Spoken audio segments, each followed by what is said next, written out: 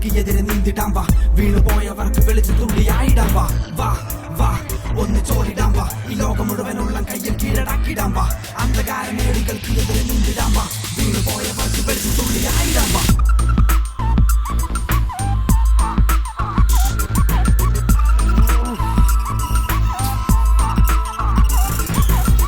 കാർമേഘം ഉരുണ്ടിരുണ്ടു കൂടി, പ്രഭാതമല്ല ഉച്ചയല്ല സന്ധ്യ നേരമായി, മടിപിടിച്ച കുംഭകർണീർത്തതായി, കനവ് കണ്ടുണർന്ന തലയണയ്ക്ക് ഭാരമേറി, ഇരവും പകലും തലതിരിഞ്ഞു പൊരുതി പൊറുതി, ഇന്നല്ല നാളെ കഴിഞ്ഞു കാലം ത്രികാലവീതി, എന്റെ ഓർമ്മകൾക്ക് രാജപദവി ഞാൻ രാജനായി, 4 ചുവരുകൾക്കകത്തതങ്ങ് പടമുയർത്തി, എല്ലാവർക്കും എന്നെ ഓർത്ത് വേവലാതി, എനിക്കില്ലയാതി 3 നേരം കട്ടൻ ചായ മോന്തി, നൂല് കെട്ട പട്ടമായി ചിറകടിച്ചു പാറി, കൂട്ടി കൂട്ടുകാരൻ പങ്കായമേന്തി, എഴുതി തുടങ്ങി പലതും മുഖത്തിനാഴി, കാണാക്കഥകളുണ്ട് ഏറെ ബാക്കി പ്രതീക്ഷയേറി, കേട്ടിരുന്നു മന്ത്രമായി മാറി എന്റെ സങ്കടത്തിൽ പാടി, വാ വാ ഒന്ന് ചോടിടാം വാ, ഈ ലോകം മുഴുവനുള്ള കയ്യിൽ കീഴടക്കിടാം വാ, അന്ധകാരമേടുകൾക്ക് എതിരെ നീന്തിടാം വാ, വീണുപോയവർക്ക് വെളിച്ചു തുള്ളിയായിടാം വാ. നാട്ടിലെങ്ങും പ്രാക്ക് അളവില്ലാത്ത നീളമുള്ള മൂർച്ചയുള്ള നാക്ക്, ദൈവമേ നീ കാക്ക്, ശൂന്യമായി തുരുമ്പെടുത്ത ആയുധത്തിൻ വാക്ക്, ചുറ്റും ചരമെടുത്തെടുത്ത 10-100 തോക്ക്, മാറുകില്ല മാറ്റുകില്ല ഇല്ല ഇല്ല വീഴുകില്ല, നിന്റെ ചിന്ത മൊത്തമില്ല പൊട്ടിമുളയ്ക്കുകില്ല, ഇല പൊഴിക്കുകില്ല നീ തളർക്കുകില്ല, തനിയെ വളമെറിഞ്ഞു നടന്ന വൃക്ഷമല്ല, ശ്രേണികൾക്ക് വാക്കുമില്ല ചട്ടക്കൂടുമില്ല, ജീവനുള്ള നാളമില്ല കാഴ്ചക്കാരുമില്ല, കൂടെ നിന്ന നിഴലുമില്ല ഏകനെന്ന ചിന്തയില്ല, തൂലികയ്ക്ക് എന്റെ മാതാവേ ഇപ്പോഴൊരാശ്വാസായേ. എന്ത് പണിയാണ് അതേറ എന്ത് സൗണ്ടായിരുന്ന പോണി, വെറുതെ മനുഷ്യന്മാരെ വെറുപ്പിക്കാനായിട്ട്. എന്റെ പൊന്നു ടോണി, എന്റെ പാട്ട് കേൾക്കാനല്ലേ എത്ര പേര് രാവിലെ ഒരുങ്ങിക്കിട്ട് നിക്കണത്. ആന്റിമാര് അങ്കിളുമാര് മക്കള് പിന്നെ അവരെ മക്കള് അവരൊക്കെ എന്റെ ഫാൻസാടാ. നിനക്കറിയില്ല ഒരു കലാകാരന്റെ സോറി ഒരു ഗായകന്റെ വേദന. എന്നാണ് ഈ ഫാൻസ് ഒക്കെ കൂടി സൊസൈറ്റിയിൽ കംപ്ലൈന്റ് കൊടുക്കാൻ? എന്താണ്? ഒന്നുമില്ല, ഒരു ആത്മകഥം പറഞ്ഞതാ മോനെ ടോണി. ടോണി കുട്ടോ, എന്നെങ്കിലും നാട്ടുകാർ എന്റെ ഉള്ളിലെ ഗായകനെ തിരിച്ചറിയും. അപ്പൊ ഞാൻ കാണിച്ചു തരാടാ നിന്നെ. ഞാൻ നീ പിടിച്ചത് എനിക്ക് സാധകം ചെയ്യാൻ സമയായി. വേണ്ട വേണ്ട നിൽക്കുമ്പോൾ കളിക്കണവൻ.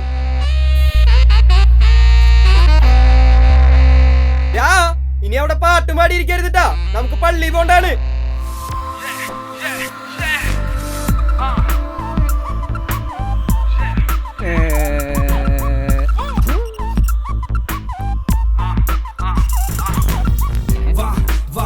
ഒന്ന് ചോടിടാം വാ, ഈ ലോകം മുഴുവനുള്ള കയ്യിൽ കീഴടക്കിടാം വാ, അന്ധകാരമേടുകൾക്ക് എതിരെ നീന്തിടാം വാ, വീണുപോയവർക്ക് വെളിച്ചു തുള്ളിയായിടാം വാ, വാ വാ ഒന്ന് ചോടിടാം വാ, ഈ ലോകം മുഴുവനുള്ള കയ്യിൽ കീഴടക്കിടാം വാ, അന്ധകാരമേടുകൾക്ക്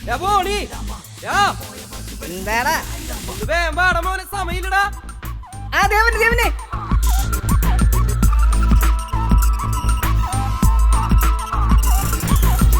കാർമേഘം ഉരുണ്ടിരുണ്ടു കൂടി, പ്രഭാതമല്ല ഉച്ചയല്ല സന്ധ്യ നേരമായി, മടിപിടിച്ച കുംഭകർണൻ ഉറങ്ങി തീർത്തതായി.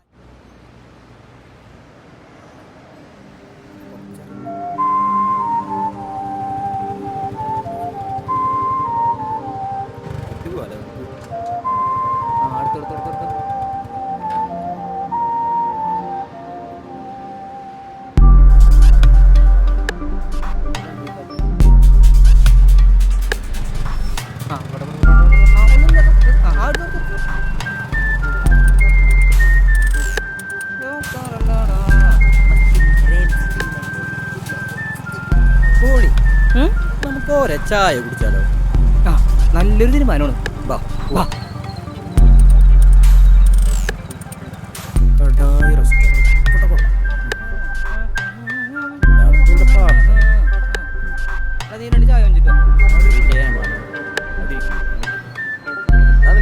വെച്ചിട്ടോ കട്ട മതി. ചേട്ടാ ഒരു ലൈറ്റ് ചായ.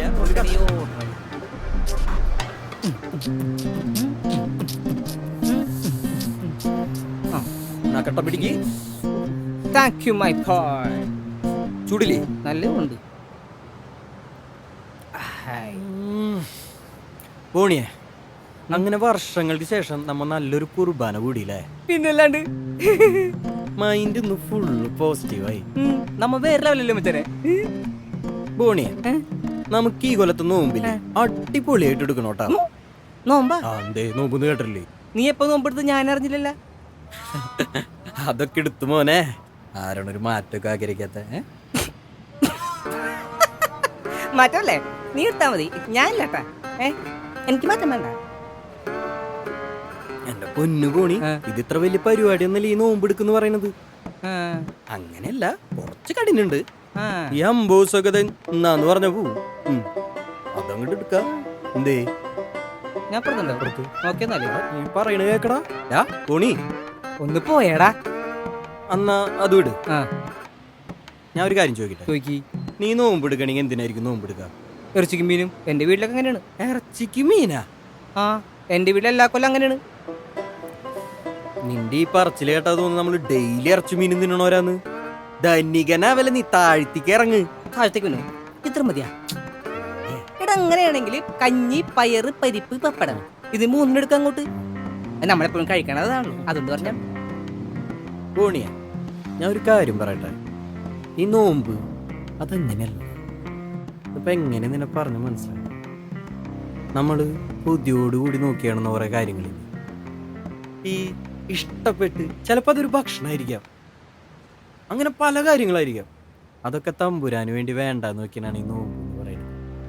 ചിരി പെയിൻഫുള്ളാണ്, പക്ഷെ അത് നമ്മൾ ഒരുപാട് മാറ്റൂടാ, അത് ഉറപ്പാ.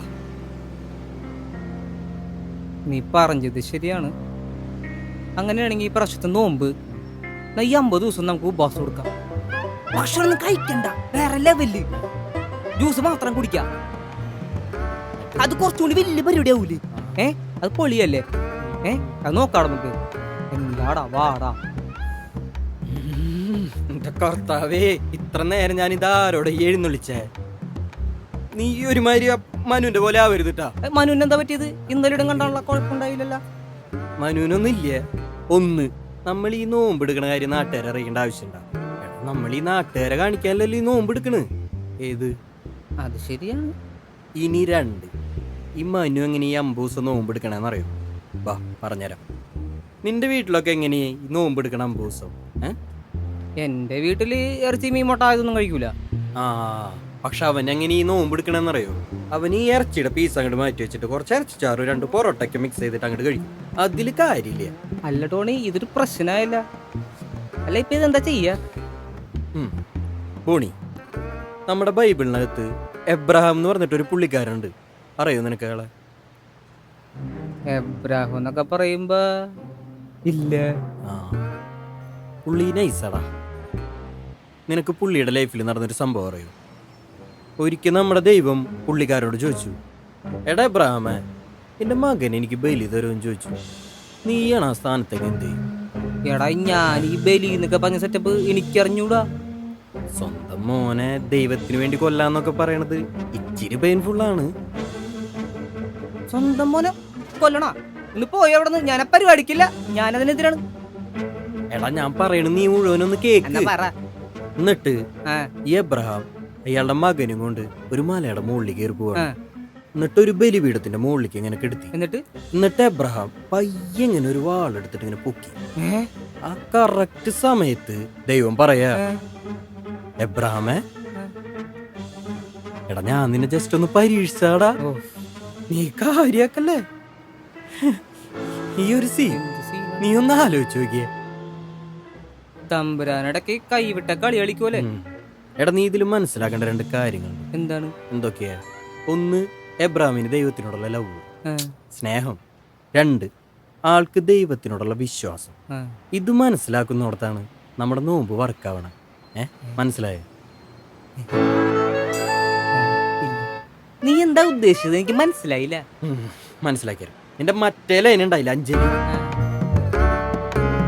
പ്രേമിക്കണ സമയത്ത് അവള് നിന്റെ ഈ താടി മുടിയൊക്കെ വെട്ടിട്ട് വരാൻ പറഞ്ഞില്ലേ? പിറ്റേ ദിവസം തന്നെ എന്റെ പൊന്നുമോൻ അത് ചെയ്തിട്ട് പോയില്ലേ? ആ, അതെന്തുകൊണ്ടാ? സ്നേഹമുള്ളതുകൊണ്ട്. അത്രേ ഉള്ളൂ. എന്താ പിന്നെ നിനക്ക് ആദ്യം ഇങ്ങോട്ട് പറഞ്ഞാൽ മതിയായിരുന്നില്ലേ? ഈ വളഞ്ഞ വഴി പോണെന്തിനാ? പറയേണ്ട പോലെ പറഞ്ഞു, മനസ്സിലായി. ഇനി അതിൽ കാര്യമുള്ള മാറ്റൊന്നും വേണ്ട. നോമ്പ് നമ്മൾ എടുക്കണം. ട്രൈ ചെയ്ത് നോക്കാല്ലേ ടോണി? ഇത് കഷ്ടപ്പാടായിരിക്കോ? കുറച്ചധികം.